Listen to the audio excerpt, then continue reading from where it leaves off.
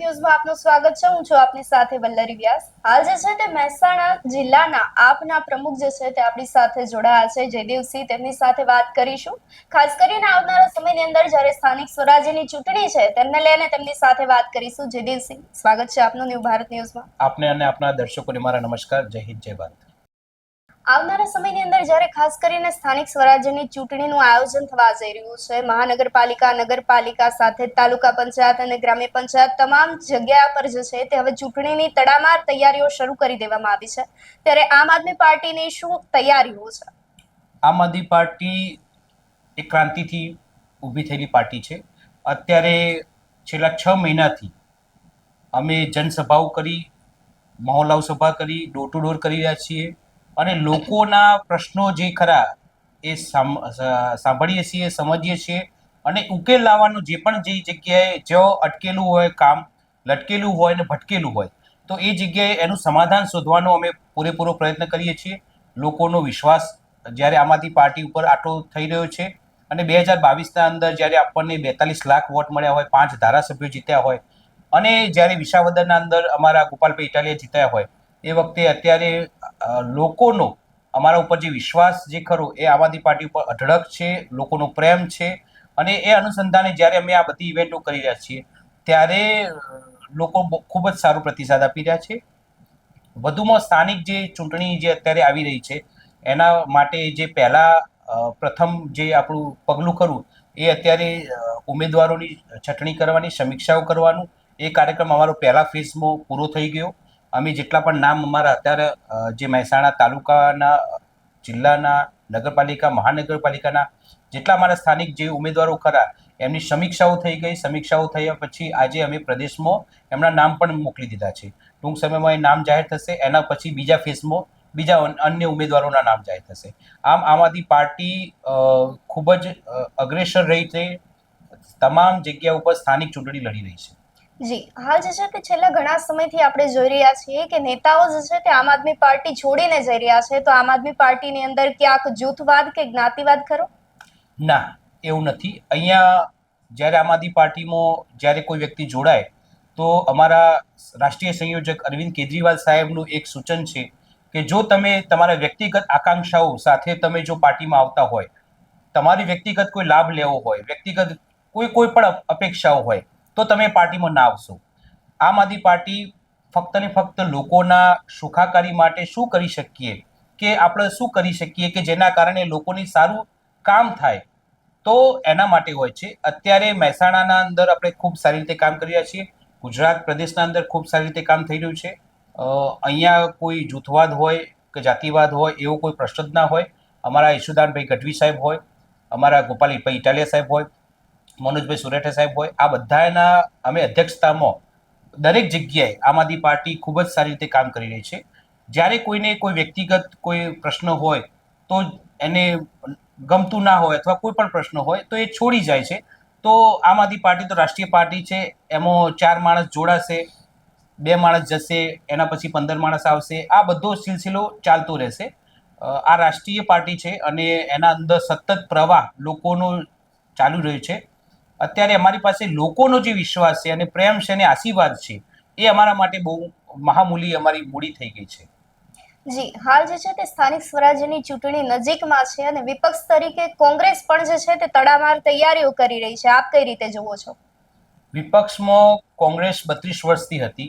2022ના અંદર આમ આદમી પાર્ટી તો પ્રથમવાર ચૂંટણી લડી, તો એ પહેલા આપણે 32 વર્ષથી કોંગ્રેસને લડતા જોઈ છે। આપણે એ લોકો એ રીતે જ લડતા હોય છે કે ખાલી ખાલી લડતા હોય છે। આપણે જે વિરોધ કરવાનો હોય એ પણ ખાલી ખાલી હોય, ઉમેદવારો પણ જે ઊભા રાખવામાં આવે એવી રીતે ઊભા રાખવામાં આવે કે ભારતીય જનતા પાર્ટીના માણસો જીતી જાય।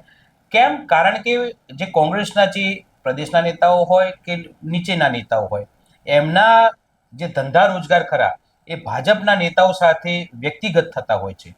એના કારણે એમને બે અખોની શરમ હોય છે અને ચૂંટણીલક્ષી આ લોકો ફક્ત ઉમેદવારો ઊભા રાખવાના અને ચૂંટણીલક્ષી વિરોધ કરવાનો। આના કારણે હવે લોકો કોંગ્રેસ ઉપર જે વિશ્વાસ ખરો, જે ભરોસો ખરો એ ખોઈ નાખ્યો છે અને જ્યારે આમ આદમી પાર્ટી એક સારો વિકલ્પ છે અને આમ આદમી પાર્ટી એક વિકલ્પ કોંગ્રેસ સામે તો નહીં પરંતુ ભાજપ સામે છે। લોકો અત્યારે ભાજપને છોડીને આમ આદમી પાર્ટીમાં આવી રહ્યા છે. તો કોંગ્રેસ અત્યારે કોઈ વિકલ્પ જ નથી. અને જ્યારે લોકો અમને આટલો પ્રેમ અને આશીર્વાદ આપી રહ્યા છે, ત્યારે અમારો અત્યારે ભાજપને હરાવી સ્થાનિક જે તાલુકા પંચાયત, જિલ્લા પંચાયત, નગરપાલિકા અને મહાનગરપાલિકા, આ જે અમારે કોઈ પણ સંજોગોમાં સર કરવી છે અને લોકોનું સારામાં સારું કામ કરીને બતાવવું છે, જેથી કરીને 2027ના અંદર અમે ફાઇનલ સારી રીતે લડી શકીએ. જે દિવસે આપ પોતે વ્યવસાય વકીલ છો છતાં પણ રાજકારણમાં જોડાયા, તેની આપને ક્યાંથી પ્રેરણા મળી? બંધારણ જે આપણું બન્યું એના અંદર ડૉક્ટર બાબા સાહેબ આંબેડકર અને એમની જે આખી જે સમિતિ હતી, એ વખતે જે સાંસદ હતા એ મોટા ભાગે બધા એડવોકેટ હતા. તો વકીલાતના વ્યવસાય સાથે આપણે જ્યારે અમે જોડાઈએ છીએ, ત્યારે લોકો મોટા પાયે અમારા સાથે જોડાતા હોય છે. લોકોના બધા પ્રશ્નો હોય છે, ઘણા બધા પ્રશ્નો હોય છે, કાયદાના પ્રશ્નો હોય છે, સામાજિક પ્રશ્નો હોય છે, અને આ બધું જોઈને આપણે એમ લાગતું હોય છે કે ભાઈ આપણે એમની કેવી રીતે સેવા કરી શકીએ. તો એ સેવાના ભાવ રૂપે અમે રાજકારણમાં જોડાયા. ક્યાંક ને ક્યાંક જે આમ આદમી પાર્ટી જે છે તે હાલ યુવા નેતાઓને આગળ કરી રહી છે, તો જૂના જોગીઓને હટાવવાની કોઈ રણનીતિ ખરી આવનારા સમયમાં? ના, આમ આદમી પાર્ટીમાં યુવાનોની યુવાની અને જે અમારા ઉંમરલાયક વડીલો હોય એમના આશીર્વાદ અને એમના અનુભવ, એમના આધારે આમ આદમી પાર્ટી અત્યારે ચૂંટણીલક્ષી કામ કરી રહી છે. અને આગામી સમયમાં 2027 પણ આ રીતે લડાશે. સતત જે છે તે યુવા નેતાઓને આગળ કરવામાં આવી રહ્યા છે આમ આદમી પાર્ટીની અંદર, તે એક પોઝિટિવ વાત છે. તમે કઈ રીતે જોવો છો આમ આદમી પાર્ટીનું ભવિષ્ય? યુવાનો, આપણા કલાપી સાહેબ પણ કહી ગયા છે કે યુવાનો જ એક એવા એમનું એટલું તાકાત હોય છે કે કોઈ પણ રાજકીય સમીકરણ ખરા એ બદલી શકે છે. અત્યારે મોટાભાગના જે પ્રશ્નો ખરા એ યુવાનો સાથે છે. યુવાનોને એક તો આટલી મોંઘીદાટ શિક્ષણ લીધા પછી પણ ના નોકરી મળે છે, ના રોજગાર મળે છે. ધંધો કરવા જાય તો એટલા બધા કાગળિયા હોય છે, સરકારી કાગળિયા હોય, એટલા બધા ટેક્સ હોય છે, જેના કારણે યુવાન રોજગારી પણ, ધંધો પણ નથી કરી શકતો. અને આના અનુસંધાને જ્યારે બેરોજગાર યુવાન હોય તો આસાનીથી દારૂના અને ડ્રગ્સના રવાડે ચડી જાય છે. એટલે સરકાર પણ ખુલ્લે આમ દારૂ અને ડ્રગ્સને બેફામ રીતે એને મૂકી દીધો છે અમલમાં. એના કારણે યુવાનોની યુવાની બરબાદ થઈ રહી છે.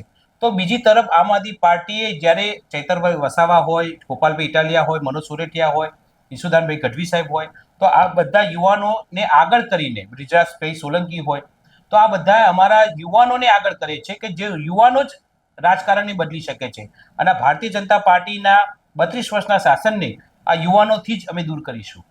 જી, હાલ જે છે તે સ્થાનિક સ્વરાજ્યની ચૂંટણી નજીકમાં છે અને છેલ્લા ઘણા સમયથી ગુજરાતની અંદર ભાજપનું શાસન છે, તો લોકશાહી માટે એક જ શાસન સતત આટલા વર્ષો સુધી પોઝિટિવ છે કે નેગેટિવ, આપ કઈ રીતે જુઓ છો? ભારતીય જનતા પાર્ટી શાસન કરે છે એના કરતા ભારતીય જનતા પાર્ટી શાસન કેવી રીતે કરે છે એ મહત્વનું છે. અત્યારે તમે કોઈ પણ જગ્યાએ મહેસાણાના અંદર હોય કે બીજા કોઈ પણ જિલ્લાના અંદર હોય, તો એક પણ એવી કચેરી નથી રહી કે જેના અંદર ભ્રષ્ટાચાર નથી થતો. એક પણ એવી કચેરી નથી જે પહેલા જ દિવસે જાય અને માણસનું કામ થઈ જાય. એક પણ રોડ, રસ્તા, ગટર, પાણી એવી કોઈ પણ સુખાકારી નથી કે જે એકવાર બનાવી દીધી હોય અને એના પછી સરકાર ગેરંટી આપી દે કે ભાઈ 5 વર્ષ, 10 વર્ષ, 25 વર્ષ, 50 વર્ષ, 100 વર્ષ સુધી આ રોડ રસ્તાને કશું નહીં થાય. એક જ ચોમાસું આવે એટલે રોડ રસ્તા ખરા એના ઉપર ખાડા ટેકરા વધી જાય છે. અને આ ભ્રષ્ટાચાર ફક્ત ને ફક્ત એક જ ધારું ભાજપના શાસનના કારણે થયું છે. હવે લોકોને અમે વિનંતી કરીએ છીએ કે ભાઈ એક મોકો આમ આદમી પાર્ટીને મળવો જોઈએ, અને આમ આદમી પાર્ટીને મોકો મળશે તો લોકોની સેવા કેવી રીતે અમે કરી શકીશું, અમારા જે ક્રાંતિકારી જે વિચારો ખરા એને કેવી રીતે લોકોના સુખાધિકાર માટે અમે ઉપયોગ કરી શકીશું, એ અમે બતાવવા માટે 2027 વિધાનસભા અમે ફાઇનલી અમે જીતીશું અને લોકો માટે સારું કરીશું. ત્યારે લોકોને એમ થશે કે ભાઈ આપણે 32 વર્ષથી જે ભાજપની જે એક ધારી ગુલામી કરી, તો એ દૂર કરવાનો કેમ સમય આવ્યો હતો. જી, ગુજરાતની અંદર આમ આદમી પાર્ટીનું ભવિષ્ય શું છે આપની દ્રષ્ટિએ? 2022ના અંદર લોકો એવું કહેતા હતા કે ભાઈ ત્રીજી પાર્ટી ના ચાલે, આ ના ચાલે, પેલું ના ચાલે, ભાજપ અને કોંગ્રેસ જ ચાલશે. પરંતુ એવા સમયે પણ જ્યારે અમે અમારા દિલ્હીના અને પંજાબના અંદર જે સારા કામ કર્યા હતા, એ કામના આધારે અમે રિપોર્ટ બતાવીને જ્યારે અમે ગુજરાતમાં જ્યારે લોકો પાસે માગણી કરી વોટની, ત્યારે 42 લાખ કરતા લોકોએ અમને વોટ આપ્યા. અમે અમારા 5 ધારાસભ્યો જીતાડ્યા. અમારા ગોપાલભાઈ ઇટાલિયા પેટા ચૂંટણીના અંદર જીત્યા. આપણે 2022ના અંદર 16 કોંગ્રેસના ધારાસભ્યો જીતેલા જોયા, એમાંથી 5થી વધુ જતા રહ્યા. એ 5માંથી એક પણ સીટ કોંગ્રેસ જીતી ના શકી. પરંતુ જ્યારે આમ આદમી પાર્ટીની પેટા ચૂંટણી આવી વિસાવદરના અંદર, ત્યારે કોંગ્રેસે પોતાનો ઉમેદવાર હારવા માટે પણ ઊભો રાખ્યો કે વોટ કપાય આમ આદમી પાર્ટીના અને ભાજપ જીતી જાય. આમ છતાંય લોકોએ જ્યારે વિસાવદરના ખેડૂતોએ, મહિલાઓએ, બહેનોએ જે રીતે એમને વિશ્વાસ આપ્યો અને ગોપાલભાઈ ઇટાલિયાને જીતાડ્યા, એ જ બતાવે છે કે આટલી 162ની બહુમતી ધરાવતી સરકાર સામે પણ વિસાવદરના અંદર પેટા ચૂંટણીના અંદર જે અમે જીત્યા છીએ, એ જ બતાવે છે કે 2027ના અંદર આમ આદમી પાર્ટી સરકાર બનાવશે. એટલે આમ આદમી પાર્ટીનું ભવિષ્ય ખૂબ જ સારું છે. માત્ર 10-12 વર્ષના અંદર રાષ્ટ્રીય પાર્ટી બની, બે રાજ્યોના અંદર સરકાર બનાવી, ગુજરાત, પંજાબ, હરિયાણા, જમ્મુ કાશ્મીરના અંદર અમારા ધારાસભ્યો છે, ગોવાના અંદર 2 ધારાસભ્યો છે, તો મધ્યપ્રદેશના અંદર અમારા ડેલિગેટ ચૂંટાયા, કેરળના અંદર 3 મહિલાઓ ડેલિગેટ ચૂંટાયા. તો આ બધું જ જોતા આમ આદમી પાર્ટીનો લોકો પ્રત્યે જે વિશ્વાસ અને પ્રેમ અને આશીર્વાદ છે, એ જ બતાવે છે કે આમ આદમી પાર્ટીનું ભવિષ્ય ખૂબ જ સારું રહેશે. જી, હાલ જે છે તે સમગ્ર પરિસ્થિતિ જોતા આવનારા સમયની અંદર જ્યારે સ્થાનિક સ્વરાજ્યની ચૂંટણી છે, તમામ તૈયારી શરૂ કરી દેવામાં આવી છે, તમામ પક્ષ જે છે તે તૈયારીઓ કરી રહી છે, ત્યારે આમ આદમી પાર્ટી દ્વારા પણ તડામાર તૈયારીઓ કરી લેવામાં આવી છે. અને જો ભવિષ્યમાં આપને ધારાસભ્ય બનાવવામાં આવે તો આપ લોકો માટે કયા કયા કાર્યો કરવા માંગો છો? પહેલા તો મહેસાણા જિલ્લાના અંદર કોઈની તાકાત નહીં થાય કે ભ્રષ્ટાચારના પૈસા માગે. પહેલી જ વાર કોઈ વ્યક્તિ પોતાનું કામ લઈને આવશે તો એનું કામ એ જ દિવસે થશે, એને કોઈ બીજી વાર ધક્કો નહીં ખાવો પડે. કોઈ જગ્યાએ લુખ્ખા, ગુંડાઓ, વ્યાજખોરો, ભૂમાફિયાઓ આમની તાકાત નહીં થાય કે કોઈ વ્યક્તિ, ગરીબ વ્યક્તિને કોઈ હેરાન પરેશાન કરી જાય.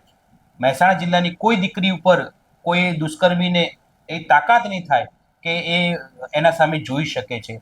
આ પ્રકારની એક વ્યવસ્થા અમે જોઈ રહ્યા છીએ અને 27ના અંદર સરકાર અમારી બનશે તો આ બધી જ સમસ્યાઓ ખરા એનું સમાધાન અમે શોધીશું. જી, આમ આદમી પાર્ટીના જિલ્લા પ્રમુખ તરીકે તો આપ લોકોને મદદરૂપ થઈ જ રહ્યા છો, પરંતુ હાલ ગુજરાતની અંદર જે છે તે વ્યાજખોરીના બનાવ વધી રહ્યા છે, તેને લઈ એક એડવોકેટ તરીકે આપ શું કહેવા માંગશો? વ્યાજખોરી આપણા ગુજરાતના અંદર ખૂબ જ ગંભીર વાત એટલા માટે છે કે મહેસાણાના અંદર હમણાં કડીના અંદર એક પરિવાર આપઘાત કર્યો, એના પછી કડીમાં હમણાં એક આશાસ્પદ યુવાન એક્સપાયર થઈ ગયા, એના પછી મહેસાણાના અંદર જ બહુચરાજી તાલુકાના રણેલા ગામના પાટીદાર સમાજના એક દીકરા કરે એને આપઘાત કર્યો. તો આ વ્યાજખોરીના કારણે લોકો સામૂહિક આપઘાત કરતા થઈ ગયા છે. પહેલા આપણે કોઈક વાર એવું સાંભળતા હતા કે કોઈ જગ્યાએ આવો બનાવ બનતો હતો, પરંતુ ગુજરાતના અંદર હવે દરેક અઠવાડિયે આપણે એવું જોઈએ છે કે ભાઈ સામૂહિક આપઘાત થાય છે. તો એનું મુખ્ય કારણ આ વ્યાજખોરી છે. સરકાર જ્યારે લોકોની સુખાકારી માટે ધ્યાન નથી આપી શકતી, એના કારણે આ જે વ્યાજખોરો ખરા એ એમના સકંજામાં આવી જાય છે અને સરકારની જે નીતિઓ ખરી એના કારણે જ્યારે કોઈ વ્યક્તિને લોન લેવી હોય તો બેંકો ઉપર સરકારનો કોઈ કંટ્રોલ નથી, આરબીઆઈનો કોઈ કંટ્રોલ નથી, જેના કારણે બેફામ રીતે લોકોને છેતરવા માટે, એમને કેવી રીતે લૂંટવા, આ બધા જ પ્રશ્નો બેંકો કરી રહી છે. બેંકો સાથે સાથે વ્યાજખોરો જે ખરા એમનો આતંક ખૂબ વધુ છે. વ્યાજખોરો જે 5%, 10%, 25%થી 50% સુધી વ્યાજ લે છે અને આના અંદર સરકાર એમને મદદ કરે છે. એ વ્યાજખોર કોઈ ફરિયાદ લઈને જાય તો પોલીસ એની ફરિયાદ લઈ લે. સામે જો કોઈ વ્યક્તિ એવો ફરિયાદ લઈને જાય કે ભાઈ મારા ઉપર આ લોકો ત્રાસ કરી રહ્યા છે, તો પોલીસ ખરા એને દબાવે કે ભાઈ તું પૈસા આપી દે. તો કારણ કે વ્યાજખોરોનું છે એમની જે સંકલન ખરું એ પોલીસ સાથે છે અને સરકાર સાથે છે. આ જે વ્યાજખોરીના જે પૈસા ખરા, હું તો સ્પષ્ટ કહું છું કે ભાજપના જે નેતાઓ ખરા એમના જ અને આઈએએસ ના આઈપીએસ અધિકારીઓ ખરા એમના પૈસેથી એ વ્યાજખોરો ફૂલ્યા ફાલ્યા છે. તો સરકારે આના ઉપર નિયંત્રણ રાખવા માટે તદ્દન નિષ્ફળ ગઈ છે, જેના કારણે લોકો આપઘાત કરે છે. હું તો સ્પષ્ટ કહું છું કે આવા લુખ્ખા તત્વો હોય, વ્યાજખોરો હોય, એમના સામે જો કોઈ પરિવારને કોઈ તકલીફ હોય તો આવો આમ આદમી પાર્ટીના દ્વારે અમે તમને મદદ કરીશું, પણ કોઈ પણ સંજોગોમાં આપઘાત ના કરશો.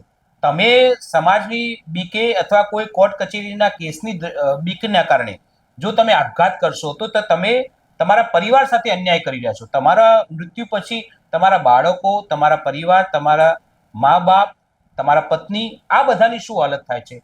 આ બધા ઉપર દયા કરો. એમના ન્યાય માટે અહીંયા આવો, અમે મદદ કરીશું. અમે અહીંયા એક મદદ કરવા માટે આપણે ફોર્મ્યુલા આપણે અપનાવી છે કે જેના અંદર કોઈ વ્યાજખોરું કોઈ હોય અને એનું કોઈ ભોગ બનતું હોય તો આવો, અમે તમને મદદ કરીશું. કાયદાકીય જેટલી પણ થતી હોય મદદ કરીશું અને વ્યાજખોરોને જે અટકાવવા અમારા માટે ખૂબ જ જરૂરી છે. શંકર ચૌધરીએ જ્યારે કહ્યું કે આમ આદમી પાર્ટીએ જે છે તે કોંગ્રેસ પાસેથી ઘણું બધું શીખવું જોઈએ, તો આપના કાર્યકર્તાઓ કામગીરી નથી કરતા, આપના ધારાસભ્યો કામગીરી નથી કરતા?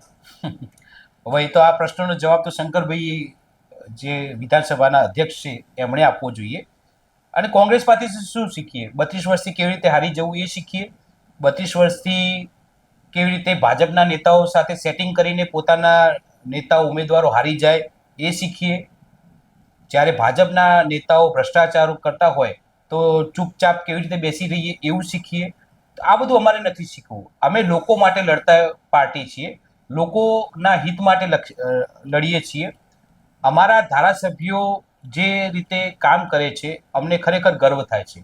અમારા હેમંતભાઈ ખવા સાહેબ જ્યારે ટ્રેક્ટર લઈને ગયા અને બજેટમાં બતાવ્યું કે ભાઈ ખેડૂતનું ટ્રેક્ટર ખાલી છે, મતલબ ખેડૂતને એટલું બધું નુકસાન થઈ રહ્યું છે, તો આ બતાવવા માટે એ ટ્રેક્ટર લઈને ગયા. બીજી બાજુ ગોપાલભાઈ ઇટાલિયા સાહેબ હોય તો રોજ એમના વિધાનસભા ક્ષેત્રમાંથી એમના જે પ્રશંસકો, એમના જે મતદારો ખરા, એમને આવતા હોય છે, એમને બતાવતા હોય છે કે વિધાનસભા કેવી હોય છે, વિધાનસભામાં કેવી રીતે કામ કરતા હોય છે, લોકોને જાગૃત કરી રહ્યા છે. બીજી બાજુ કાલે જ્યારે ગોપાલભાઈ ઇટાલિયા જ્યારે 37 રૂપિયાના અંદર ફ્લેટ આપણને મળે, હવે વિચાર કરો 37 રૂપિયામાં શું મળે બેન? એક વડાપાઉં ખાવા જઈએ તો પણ 40 રૂપિયાનું થઈ ગયું છે. 37 રૂપિયા દર મહિનાના ભાડા ઉપર કરોડ રૂપિયાનું જે અત્યારે ફ્લેટ ખરા એ ધારાસભ્યો ભોગવી રહ્યા છે. તો ભાજપના લોકો જે ધારાસભ્યો ખરા કેમ આ પદ મૂકતા નથી, હજુ સેવા કરવાથી થાકતા નથી, એ આપણને એવો દેખાય છે. ગોપાલભાઈ ઇટાલિયાએ જ્યારે બતાવ્યું કે 37 રૂપિયાના ફ્લેટ કેવા હોય છે અને લોકોને લઈ ગયા પોતાના મતદારોને કે જો આ બધું વિધાનસભાના ઓટલા ઉપર બેસીને ગોપાલભાઈ ઇટાલિયા જ્યારે પ્રશ્ન કરે છે અને સત્તાને પાસે અને સરકાર પાસે જ્યારે જવાબ નથી, ત્યારે સરકાર અધ્યક્ષના મારફતે એવું કહેવડાવવામાં આવે છે કે ભાઈ અમારે શીખવું જોઈએ કોંગ્રેસ પાસે. તો શા માટે કોંગ્રેસ જોડેથી કશું શીખીએ? અમે અમારા નેતાઓ પાસેથી શીખીશું. અમારા ચૈતરભાઈ વસાવા હોય, એ મનરેગાના કમ્પાઉન્ડ હોય કે બીજા કોઈ પણ કમ્પાઉન્ડ હોય, એ સૌથી પહેલા અગ્રેસર હોય છે. આદિવાસી સમાજ સાથે કોઈ અન્યાય થાય તો એ સૌથી પહેલા અગ્રેસર હોય છે.